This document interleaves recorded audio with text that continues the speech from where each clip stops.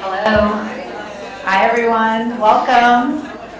I'm Tanya Shah. I'm a longtime board member of PHS. I know many of you. And I'm a friend and great admirer of Lisa David. And I am so excited to be in this room with all of you incredible women who are colleagues and partners and friends and supporters of Public Health Solutions. And tonight is very special, not just because, look at this space, it's incredible. I have to thank Chief for providing us this space. That is one of the few clubhouses focused on female leadership. Tonight's special because we get to focus on women's health and women's rights. And we get to celebrate Lisa for 10 years of progress in improving health outcomes and equity for women and girls in New York City, and for, quite honestly, protecting our rights to choose our bodies and our health. She has led this PHS team, which has done incredible work on vital services for some of the most vulnerable New Yorkers. And I'm very delighted that she's going to be joined by somebody who needs no introduction, Dr. Chelsea Clinton, who is also a fierce advocate for women. So tonight's going to be a lot of fun. And after the program, we're going to still mingle and network and have drinks, so don't go anywhere while we have this very insightful and meaningful chat about women's health. So I wanted to also take a minute. We had many organizations step up and help us with this event tonight. So I do want to thank our sponsors, Blooming Health, Goral Family Properties, Epic Insurance Brokers, PPAC Private, Coalition of American Asian IPA, Flagstar Bank, Health First, Medicines 360, United Us, Kibble Companies, the Siegel Company, and all of our donors. We are most grateful. And to kick off our program, I wanted to invite Dr. Susan Bean, who is the Executive Medical Director, Health System Transformation of Health First. And if you don't know Health First, it's a nonprofit managed care organization that literally provides high quality care for millions of New Yorkers. So thank you, Dr. Bean, and thank you to Health First for helping underwrite the cost of tonight's evening. We're so grateful. Well, thank you, and I'm really happy to say a few words about why Health First is glad to be a sponsor here, how much PHS has meant to us over these years, and certainly Lisa, same for you. I think that it's important to realize when we talk about the health of women that there have to be organizations that are clear-eyed and focused on what women need, what girls need, what populations need. And that clear-eyed focus is possible if you're a not-for-profit. And I think that's why Health First has aligned so closely, Lisa, with you, with PHS. In fact, I think we have been in rooms saying we are aligned for that reason. Because if we're ever going to improve the health of populations, it has to be more than just services and transactions. It has to be compassion, empathy, serving, being servant leaders. So, Lisa, amazing. I admire you. I love you. You're a great colleague. And Health First will always be aligned with PHS and with you too. Yeah. So thank you all for being here and supporting this awesome organization. So as Dr. Bean referenced, the work that Public Health Solutions is doing is vital. And there are so many programs that this team runs. And you can learn more about them by doing a gallery walk in the back about all these life-saving programs and initiatives. And they are at risk. Funding is being cut. Our rights are being eroded. It's a very challenging time for women. We have limited access to reproductive care. We are seeing a drop in investment in research focused on women. We are seeing an ongoing crisis of maternal health, especially among Black women. So there's a lot of work that PHS does that we need to support tonight. And another critical partner that I want to bring up for a minute is Blooming Health. And I've gotten to work with Blooming Health. It's an incredible company that seamlessly streamlines the social care referrals that really lead to lower hospital admissions. They lead to improved outcomes, and it solves that last mile of care. That's really, really important for vulnerable populations. So Alex Grujon, I wanted to invite you up, account executive at Blooming Health, sorry, very big titles. Thank you. Thank you for Blooming Health for supporting this event. Thank you. Thank you so much, Tanya. And hello, everyone. Good evening. I did have a short time to prepare for this, so I'm going to be reading a little bit and, freestyling a little bit as well. But I do want to share before I begin a little bit of why this work matters so deeply to me, myself. My mother is a uterine cancer survivor. And during her treatment, I stepped in to help navigate the maze between health and social care services. And while I watched her be so incredibly strong, to be honest, at times I did crumble under the pressure, figuring out what services were available and how to make sure I got everything right for her. Well, with that said, that experience did show me firsthand how complex and overwhelming the system can be, especially for those who do have support. And it's really why I'm so committed to this work and why I want to make sure that folks have an easier journey. I will say it's truly an honor to be here with so many inspiring women, leaders, change makers, advocates, all deeply committed to shaping a healthier future for women. At Blooming Health, we do describe ourselves as a technology company, but tech is just really the tool. At our heart, we are a community partner. We build bridges between healthcare, government, and social care. We do this to make sure that no one's left behind, and especially those that are often unheard and unseen do have a voice. So I'm going to share a little story to help translate this and illustrate it for you all. Angela, a single mother of 2 living in Queens. She's been struggling with postpartum depression. And while juggling work, childcare, and just the daily stresses of life, doctor visits felt impossible. Support fell out of reach. And like so many women, she put her needs last. Well, then one day she did receive a text in her language on her phone, and right when she needed it most. Now that message connected her to a local support group. It helped her schedule a follow-up visit to the doctor's office, and it shared resources that she didn't know were available. Well, that one message did become a lifeline, and a reminder that her health and her story did matter. At Blooming Health, this is what we strive to do every single day. We meet people where they are, we listen before we act, and we give a voice to those who often go unheard. And now today, this is the focus of today's session, which is women's health. Our mission, I should say, goes well beyond that. We do offer personalized support to break down barriers for all vulnerable populations. So this includes our work, and you'll see this reflected with the New York State Office of Aging. It's a mouthful there. Ensuring older adults stay connected to care and community. It's also seen with our partnership with PHS, where we do support not only women's health, but along with that, the Medicaid population across the city.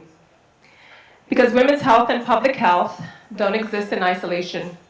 They live at the intersection of healthcare, public and policy, and of course, social support. And true transformation happens when we all work together.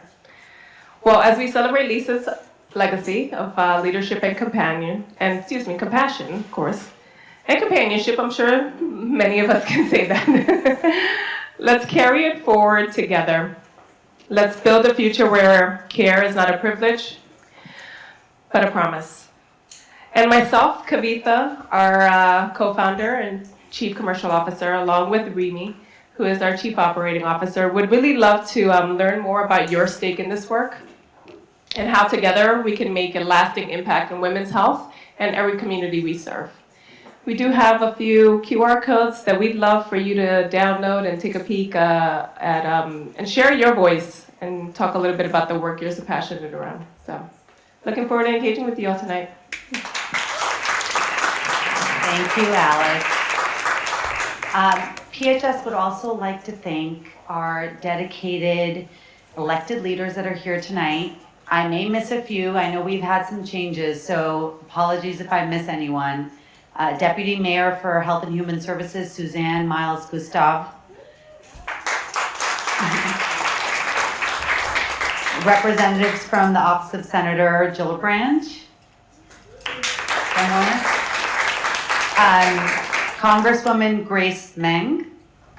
And New York State Senator Liz Krueger. These are fantastic women that have been long champions of women's rights, women's health, and thank you for being here tonight. We really appreciate it. So with no further ado, I welcome Dr. Chelsea Clinton, Vice Chair of the Clinton Foundation and founding partner of Metrodora Ventures, and Lisa David, President and CEO of Public Health Solutions, to the stage for what promises to be a meaningful conversation about women's health. Thank you.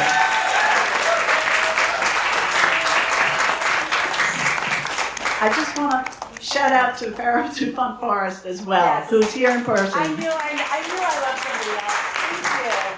Thank you for coming. Thank you, Lisa. Well, thank you. Thank you, Tanya.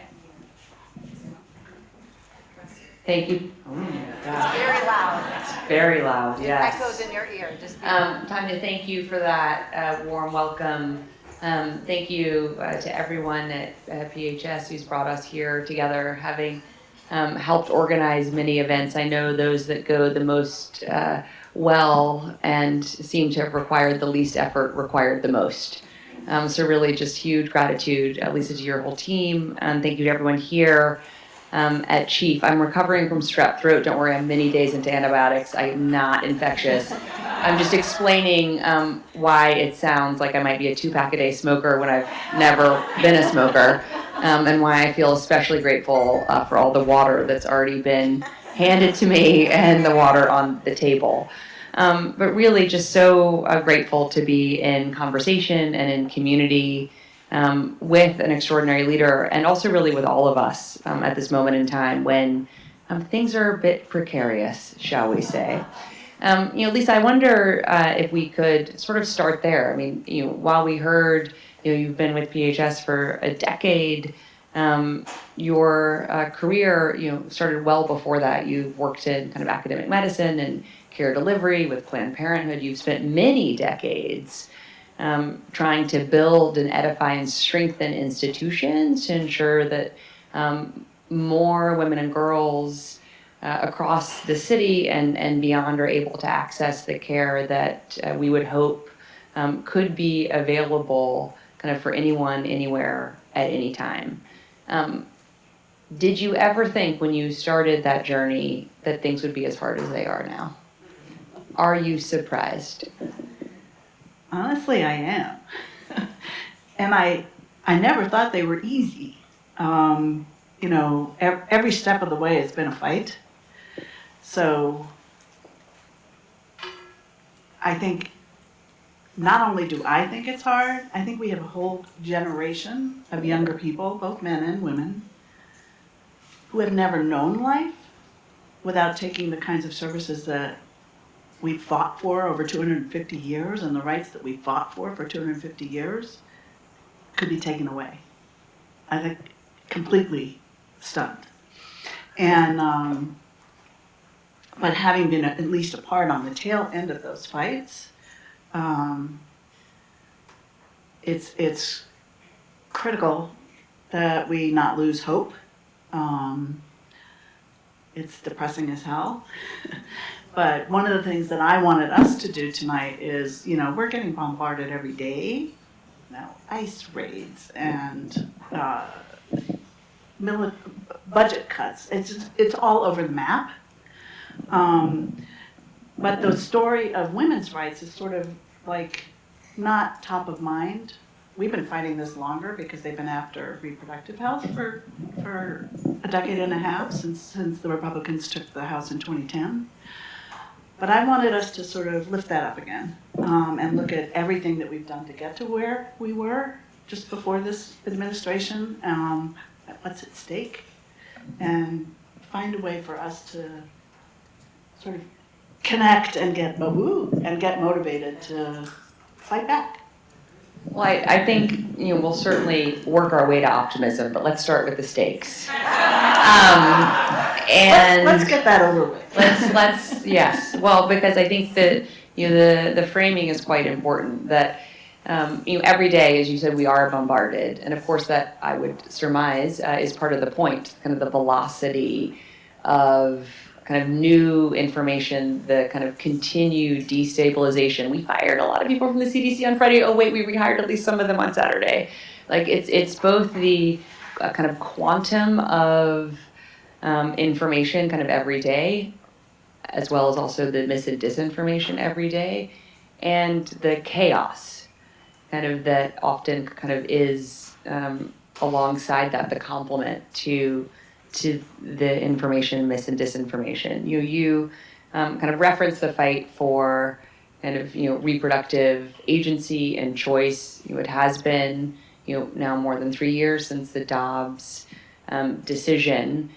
We also know, while you said the Republicans had been working to strip away our fundamental kind of human right to be able to make the right choices for ourselves and our bodies after they took control in 2010. We also know that the anti-choice forces really began to organize more than 50 years ago, right? As soon as the Roe v. Wade decision was announced effectively. And we also know that, way back in the early 1970s, the Southern Baptist Convention actually filed an amicus brief right on the side of Roe v. Wade, and then a few decades later they expelled my father and President Carter for supporting a woman's right to choose. I share that because it seems to me we can then reconstitute and reimagine coalitions, because what I not so affectionately refer to as the forces of darkness have done that very well.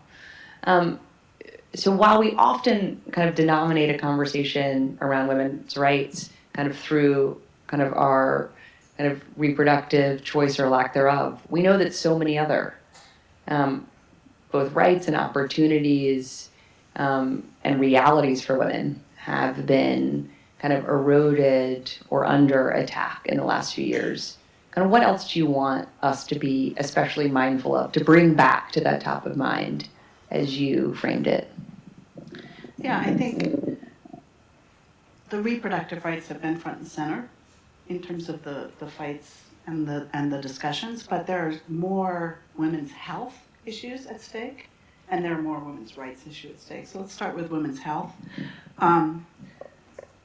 We've come a long way, but women, over 50% of the population, still are not treated seriously at all, I don't think, in terms of research. Only 5% globally of research funding goes towards any women's health issue, and 80% of that is on cancer, women's cancers. So we're using the same hormones we did in 1973 when Roe passed. Basically, there's nothing new in contraception. There's not that much new. They're sort of tinkering with the same things. We've done a little bit of improvement in breast cancer survivor rates, but the incidence is going up. The same number of people are dying. So the gender basis of healthcare is not reflected in research or delivery of care. The Affordable Care Act did a huge amount, not just for reproductive health, but for women's health. First of all, it said that men and women have to get charged the same rates. You can't charge women more than men.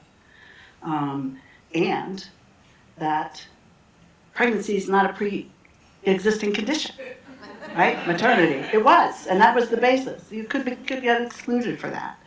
So it made the premiums affordable. It made preventive health accessible by having that available at no cost to individuals. And these things are going away. I mean, and we know with the expiration of the tax exemptions, the tax credits, that the premiums are going to go up, but we can also see more of this, anti-women pricing and coverage come back as well. So I think reproductive health has been huge, and it's certainly been the focus in the first place they start, but they're already talking about going after contraception and making that less available and not covered because there are abortifacients. And I think just access is at risk, the services are at risk. We already see obstetricians leaving the states that have restrictions, so women are not only having to travel for abortion, which we're all set up to help them do, but they're having to travel hundreds of miles to see an OB and to deliver their baby, and that's horrifying. When we gave women more insurance, fewer of them got hospitalized for postpartum complications, so the issues of maternal mortality and infant mortality are going to get worse as well. I mean, it's the fundamental underpinning, which was not enough to start with, is starting to erode, and we're already starting to see it. When you started talking about research, I was thinking about the NIH Reauthorization Act of 1993, which was the first time that we effectively required, through legislation Congress passed and that my dad signed, that women be included in clinical trials for any treatments that either were being built for us or that could be used on us that hadn't been true before. About a decade later, similar legislation passed as it relates to kids. So as parents, right, that always really terrifies me when I spend too long thinking about it. I'm like, oh wait, we really do give our children all sorts of things that were effectively trialed and where doses were determined by thinking a kid is a quarter of an adult, which is of course not how biology works. And yet we know, right, while government can help move us forward in so many ways, and all the examples that you just cited, clearly exemplify that, like what I just shared does as well. We also are living in a moment where so much of that is evidently very precarious. Mm-hmm. And since we're sitting here in New York City, I wonder what reflections you have of what you've seen cities or states do to try to help buttress rights, access, and to ameliorate the risk of changes at the federal government. Well, I feel very lucky to be in New York State, and New York City, because New York has been very proactive, at least on the legislative front and to some extent on the budget front, to try and fill gaps and to protect women's rights. So we passed legislation to, allow access and to protect the providers providing abortion services.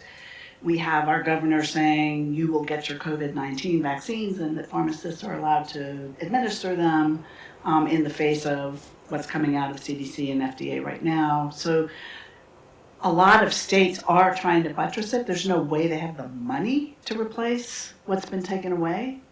And then there's a coalition of states that are working together now to try and actually replace what the CDC has been doing from a public health perspective, announced today. So we'll see what happens with that, but there'll be some states that are going to do their best to keep science as the driver for health policy. But that's not going to be the case in most of the red states. And so the disparities on health based on where you live are going to grow.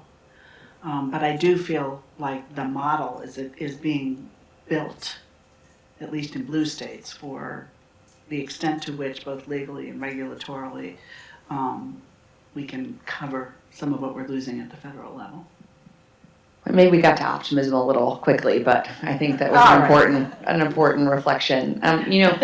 you said something earlier, Lisa, when you said, we'd been fighting, for kind of not only kind of the rights, as you said, but arguably to kind of build like a better kind of public health, really, for 250 years. And every time I hear not only RFK Jr. but others say like, well, we've never really studied vaccines. Like, well, A, that's not true, period, and comma, arguably the first study ever commissioned by not even yet the federal government, but the Revolutionary War forces under General George Washington was to study whether or not the troops who had been variolated against smallpox were less likely to get sick and then able to kind of spend more days on the battlefield. So quite literally, we have been studying vaccines and vaccination since like before we were a republic. I start there because it's just such a kind of clear, I think, juxtaposition of kind of the misinformation to kind of the reality and kind of what we know from our own history, from data, from science. And yet we're living in such a moment of, I think, purposely weaponized mis and disinformation, especially as it kind of relates to women's health and also as it relates kind of to our lives beyond our health, especially us as mothers. And I think that's deeply dangerous for all the obvious reasons, but it's also dangerous because of the opportunity costs. I talked to one of my friends yesterday. She's an OB in Alabama. She told me that her office last week received 800 to 1,000 calls a day on Tylenol. A day.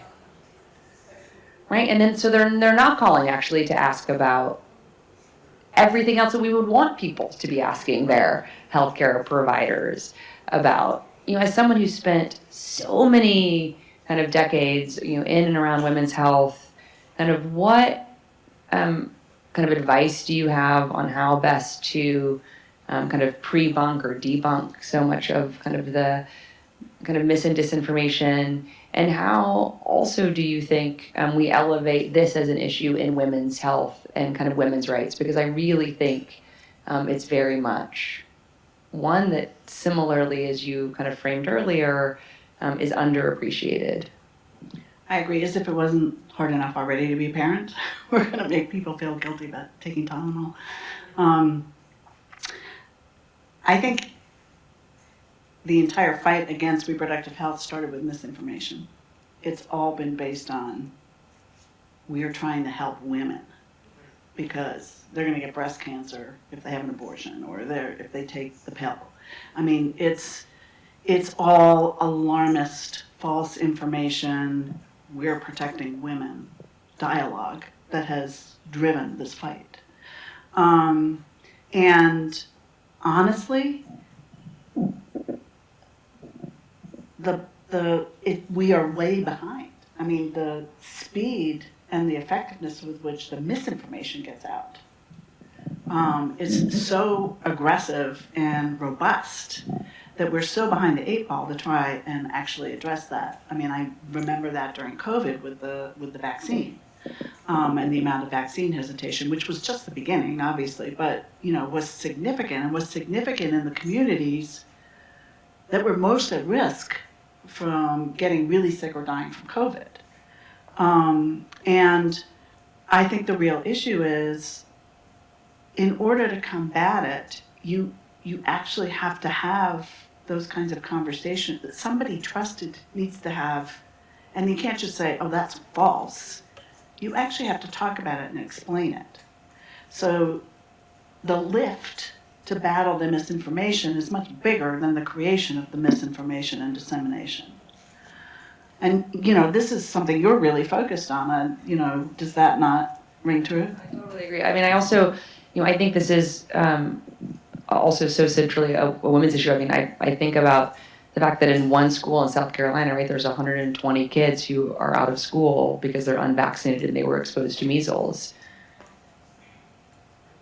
I don't know what percentage of them were staying home with a mom versus a dad, but I would imagine it's probably more likely the mom, right? So then she's not going to work, right? So I really think the mis and disinformation, yes, absolutely, with kind of the kind of origins of the anti-choice movement having been so comfortable with kind of narratives not tethered to any kind of evidence or fact is important to note. And also, I think that the permutations and the effects are well beyond that. Whether it's kind of the rampaging willingness to kind of take advantage of our best maternal instincts, whether around kind of fear with Tylenol or kind of fear around seed oils, or it is just the reality of when kids get sick or they've been exposed to something horrific like measles, like who stays home with them? No, it's true. I was in the measles vaccine trial, and I'm sure I got a much bigger dose than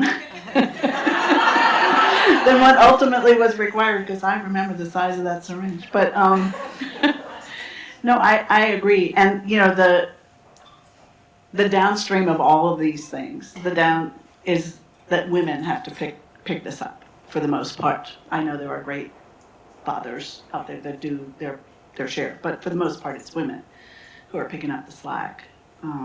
And so it's like a double whammy. I mean, I remember my grandmother, to whom I was incredibly close, my mother's mother, telling me one of the greatest days of her whole life was when she stood in line for 6 hours to get my mother and her brothers vaccinated against polio. It was like, she was like, I was so excited to stand in line. It's like just so much a moment of kind of what felt like such a tangible possibility, because she could let her kids go to the pool in the summer and not be afraid. My grandmother, Roman Catholic, she used to tell me when I was like in second, third, fourth grade, when she dragged me to church when we were non-observant, that I didn't know how lucky I was. I would never know how lucky I was to be able to choose to have 2 children, because I would never know how hard it was for her to only have 6. And I had no idea what she was talking about, but now I do. But that's another one of, you know, the significance of what women have been able to achieve. We don't remember what it was like before. And again, I'm going to say a generation below, they don't remember a lot more than we don't remember. You know, I think it also just once again elucidates the importance of sharing these stories and creating not only space, but kind of healthy expectation that we share these stories kind of from our families and from our communities. You know, another area that I wanted to, you know, touch on is I think we've done a very good job of not yet kind of obliterating, although there's a lot of kind of rhetoric kind of in that kind of maximal way, but at least really kind of working toward destigmatizing all sorts of stuff around us. You know, having conversations about kind of everything from periods to kind of pregnancy to deeply painful miscarriages to postpartum depression to Menopause. who's like all like, and I worry that in this moment when there's such an effort to kind of put us back into boxes, that stigma too could once again flourish. Are you worried about that as well? Absolutely.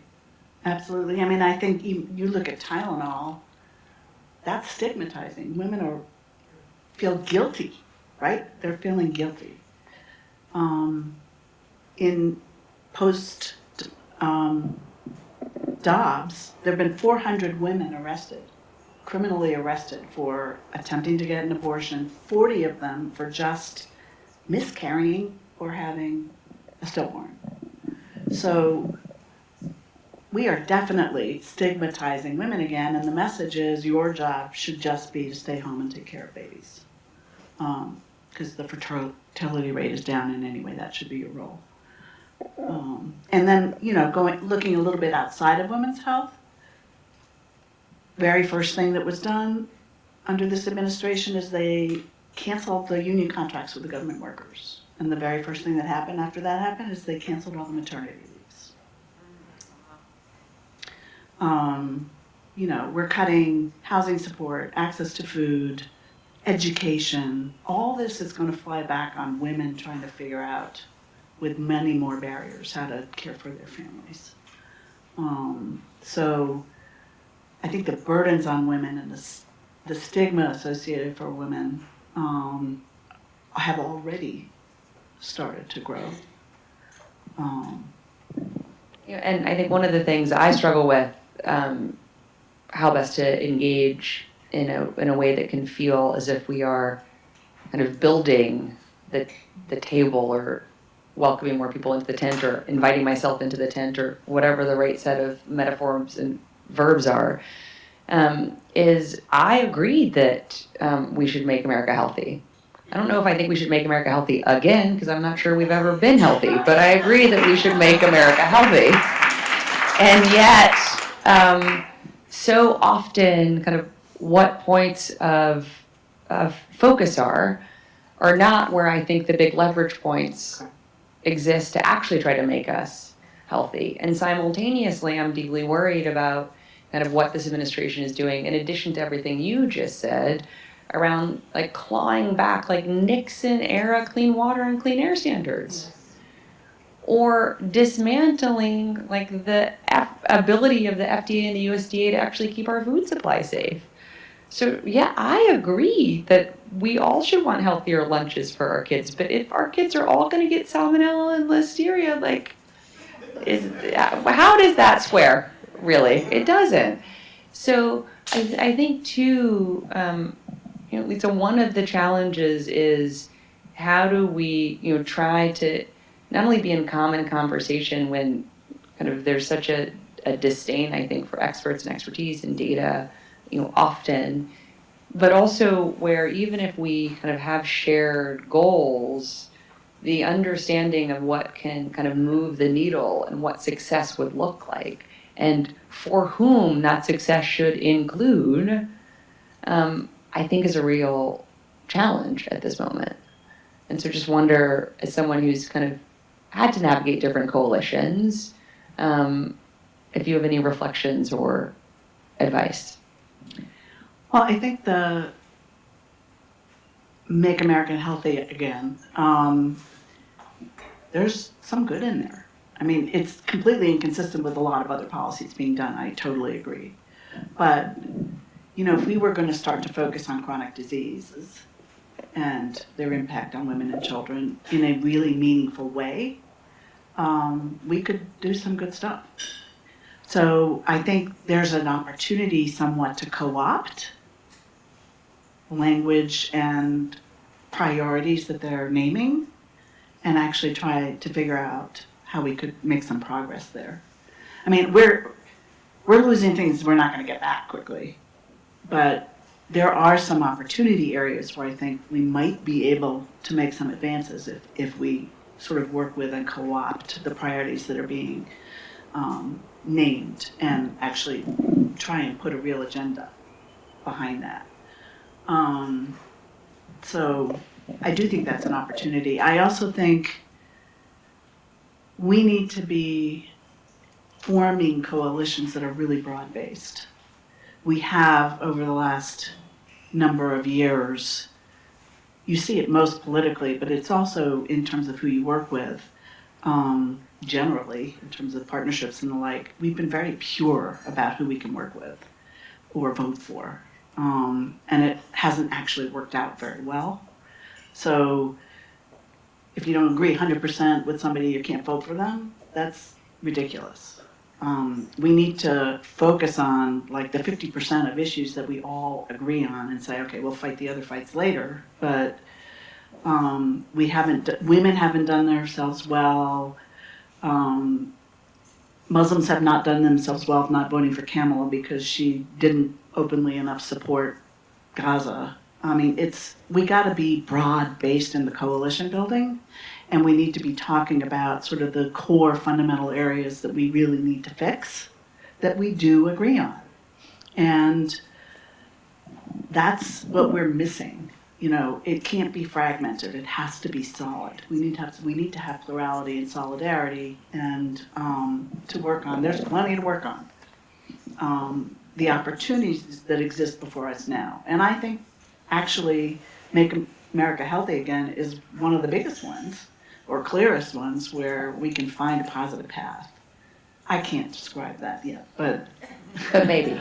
but maybe. I also think in this moment, there are those of us who believe in democracy, and there are those of us who don't. And I think those of us who believe in democracy just all have to get in the same boat Yes. at the moment, because the current is not in our favor, so we need all of us to row. Before we kind of move more firmly to optimism, although thankfully you've had some green shoots for us, up to this point, I want to talk about something we haven't really talked about yet, which is data.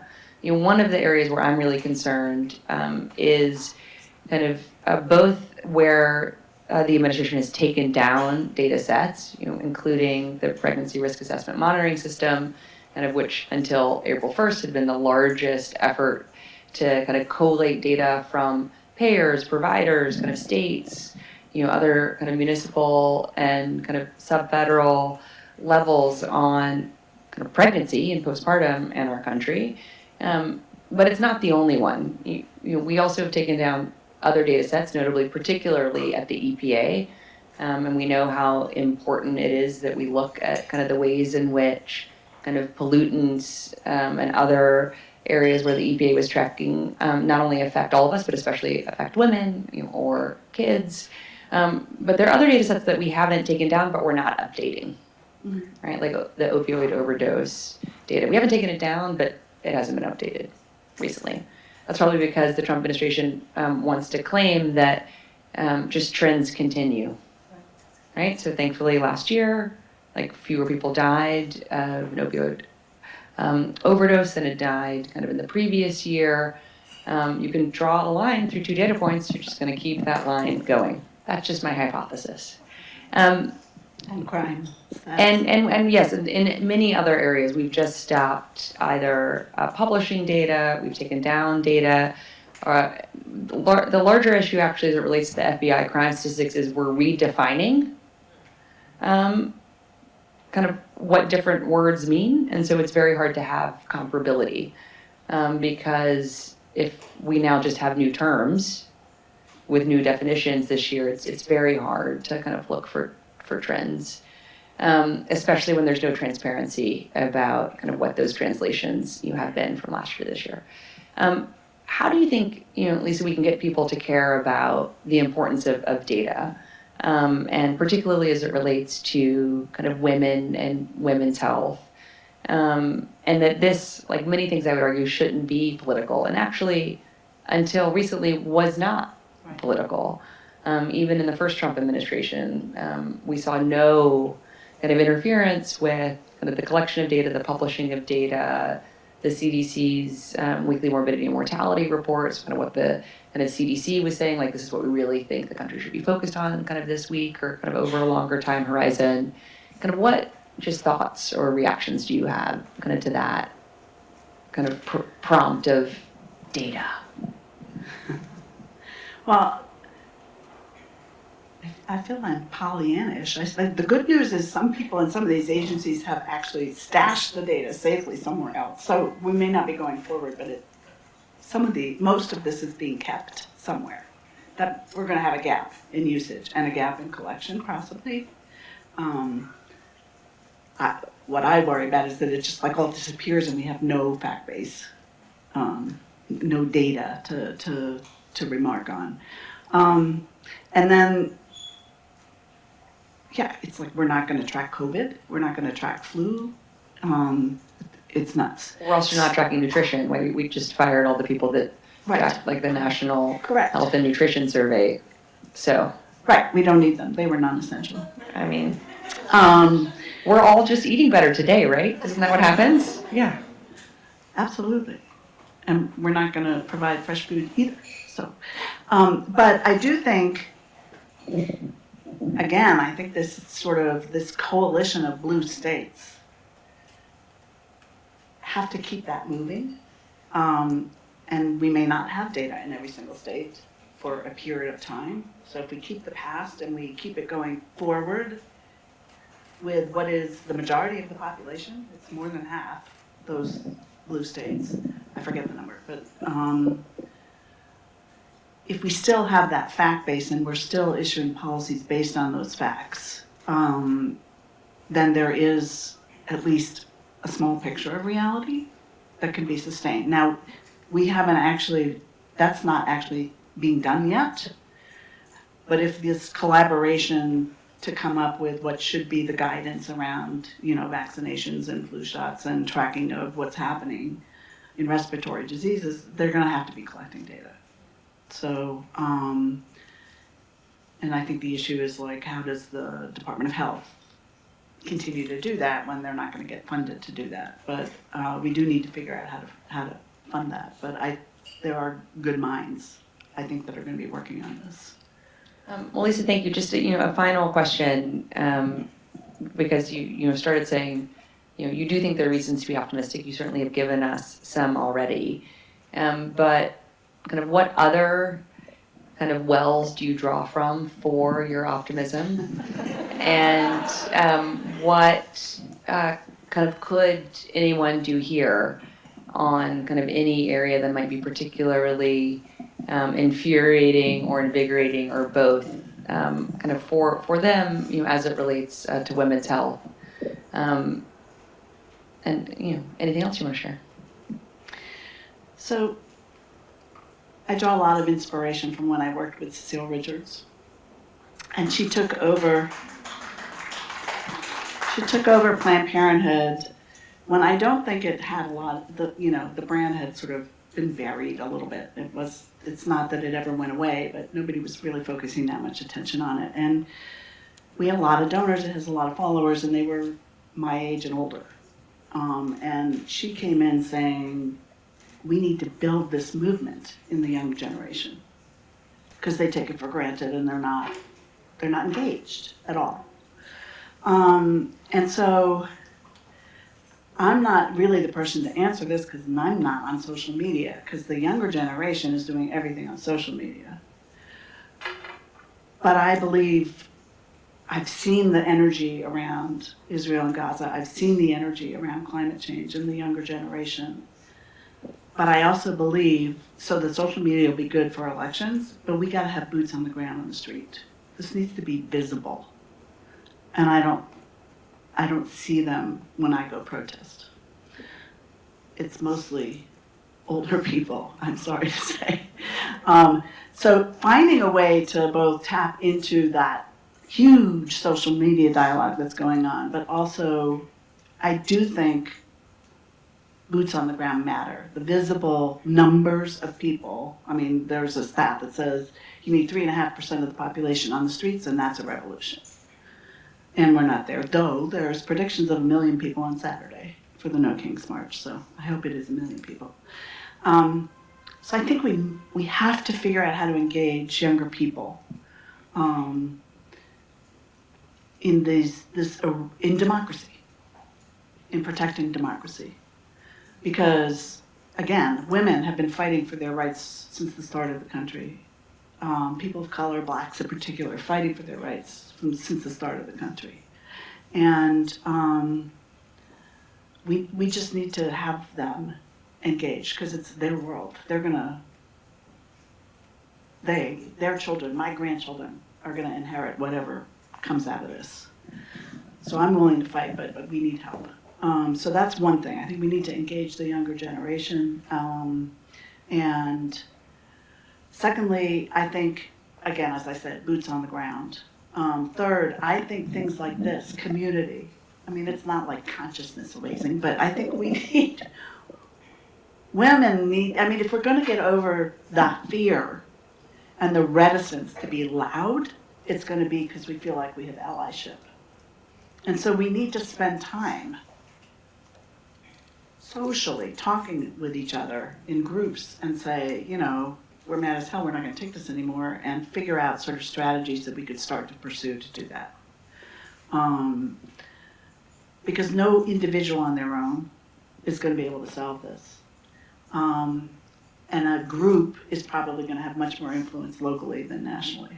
So people in the streets is a national impact, but we need to work in New York State and fight for the next things, identify the next things that we need protected, that we need funded, and be out there. And you see, again, it is really hard to be optimistic, but I think if you're not, you're going to just go to bed and pull the sheet over your head. It's impossible to continue. So I do think we see larger numbers of people out protesting. I still think we see more in Europe than we see in the United States, but I think we're building. I think that's good. We're seeing people resign from the government. Today the military charge of the Caribbean resigned because he was unwilling to continue with the attacks being done in Venezuela. So, yeah, there's more and more people are saying, I won't do this, and they're speaking up. The CDC, Dimitri Daskalakis, I mean, that was great, and powerful statements. Now, if we lose all the good people, we're going to be in trouble. But I do think the pushing back, it's becoming evident from like the universities. If you capitulate, that doesn't save you. They'll come back and ask for more. So, you gotta resist. Somehow we have to figure out ways to resist, and we have to fight the fear. And the only way to fight the fear is to fight. So we spent a lot of time in our organization around what language can we use, and do we need to change our website? And obviously we take guidance from the Department of Health on what language should go into RFPs and proposals, but we didn't change anything. We're public health. How could you not talk about equity? So you have to find the ways to resist, and then you have to take care of yourself, because this is impossible to live with on an ongoing basis. I don't listen to the news. I read it once a day. What do you do? Well, I believe that optimism is a moral choice. I believe it's a healthier choice. I also spend time with my kids, and I'm a big runner, and I only read mystery books now because I want to live in a world where the bad guys lose and where there's justice and accountability. And I also believe, though, that while constitutionally, thank you to my parents, I am an optimist, that I sustain that optimism kind of by the doing. And because you mentioned Cecile, I'll never forget her great adage, right? You lose, and then you win. Yeah. But you only win if you never stop fighting. Lisa, you certainly have never stopped fighting. Thank you for just such a life of extraordinary leadership, and thank you for being with us today. Thank you all. Thank you.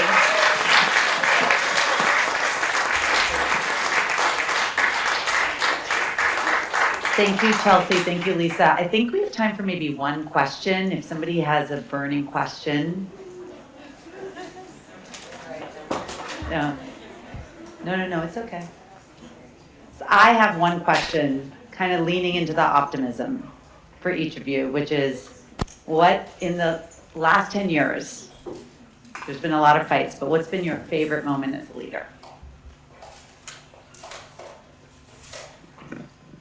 I think in the last 10 years, I've actually had two moments. The first of which was in the first Trump administration, when he changed all the Title X rules, and you couldn't talk to people about options, and you couldn't refer them for abortion, and essentially made it impossible to provide services and meet standards of care. Cuomo was governor. He ran on saying that women in New York would never lose access to reproductive health, and that if Title X was made so that we couldn't use it, he'd replace it. And then he didn't. So New York State pulled out, and we were the other grantee covering 6 other organizations pulled out, and that money was not replaced. And in actual fact, and we worked aligned at the hips with Planned Parenthood of New York, PAPISA, but they weren't going to close, but we were going to close. We rely so heavily on Title X money. And they didn't believe me. And, you know, this it was an interesting political question where the head of the budget, Mujica, said, "You can't find $1 million in your $250 million budget?" I said, "It's all government grants. Are you telling me I can spend WIC money on reproductive health? What do you not know about how the government works?" And in actual fact, we actually closed. I sent layoff notices to my staff and sent the closure plan to the state, and within 8 hours, we replaced the money. Yeah, I remember that. And getting that phone call and email was like, oh my God, we did. Yeah. You fought.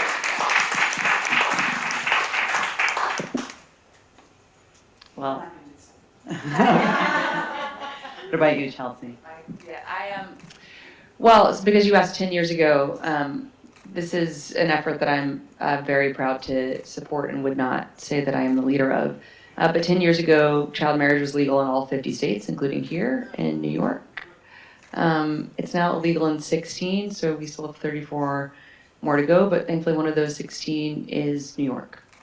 And I'm just incredibly proud of the very small part that I have been just really felt called to do. And we're going to California. We failed the first time, but we're making a big push to end child marriage in California because more than 3,000 minors were married in California last year, overwhelmingly girls married to adult men.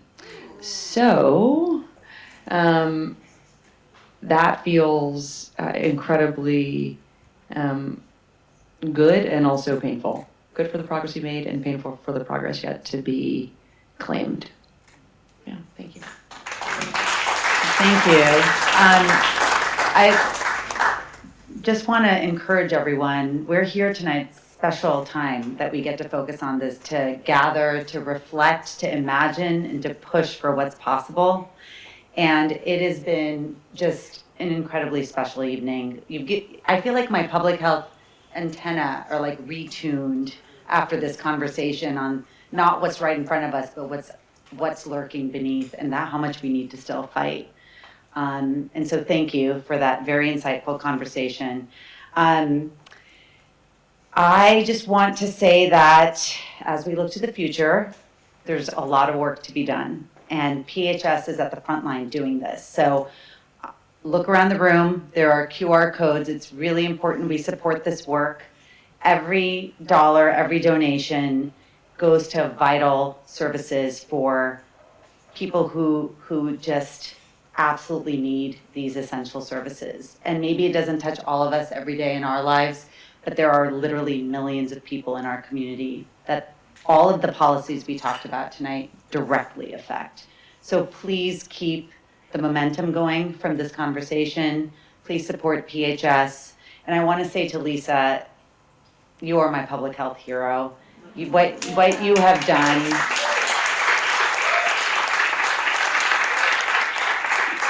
You have helped and empowered countless women to take control of their own well-being and their own health. And that is that's so powerful. And when you hit the end of the year and you start retirement, just know that your passion and your vision for this work will continue. You will continue to guide us. So thank you so much. It's been an incredible 10 years.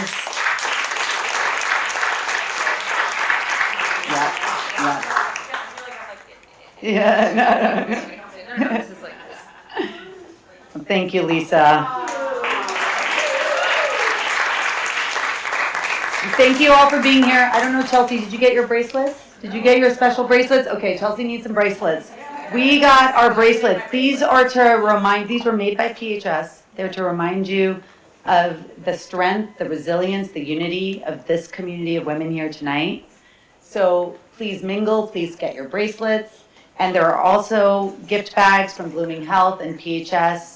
A little swag for you to get on your way out, but we're not ending yet. There's still time for a little bit more mingling, so please stick around, please gather, please talk, and thank you all for coming tonight. Really appreciate it.